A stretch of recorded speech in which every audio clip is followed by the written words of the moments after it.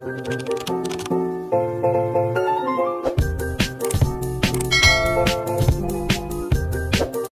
আলাইকুম, সবাইকে ওয়েলকাম জানাচ্ছি আমার নতুন আরেকটি ভিডিওতে। আজকে ঘুরতে বের হব, তাই একটা জামা বের করে একদম রেডি সেডি হয়ে হাজব্যান্ডকে ফোন করলাম। ফোন করার 5-7 মিনিটের ভিতরে দেখিও আমার বাসার নিচে। তারপর দুজনে একদম রওনা দিয়ে দিলাম। বাইকে একদম ফুল ট্যাঙ্কি তেল নিয়ে নিলাম। তারপর আমরা রওনা দিব।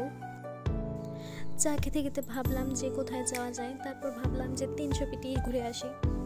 তো ফাইনালি আমরাও 300 ফিটে চলে আসলাম।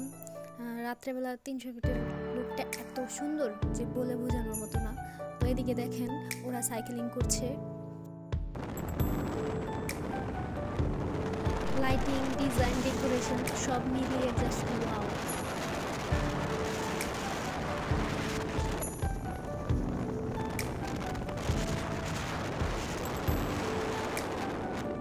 তিনশো ফিট এসেছি আর নীলা মার্কেট যাবো না তা তো হয় না, তাই না? আমরা এখন নীলা মার্কেটে চলে এসেছি।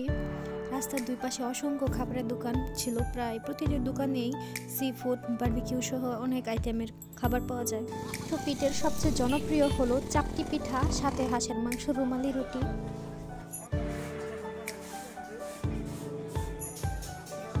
আমরা খাবার অর্ডার দিয়ে অপেক্ষা করছিলাম। তো কিছুক্ষণের ভিতরে আমাদের খাবার চলে আসলো। আমরা নিয়েছিলাম রুমালি রুটি, হাঁসের মাংস, চাপটি আর হচ্ছে মেজবানি গরুর মাংস।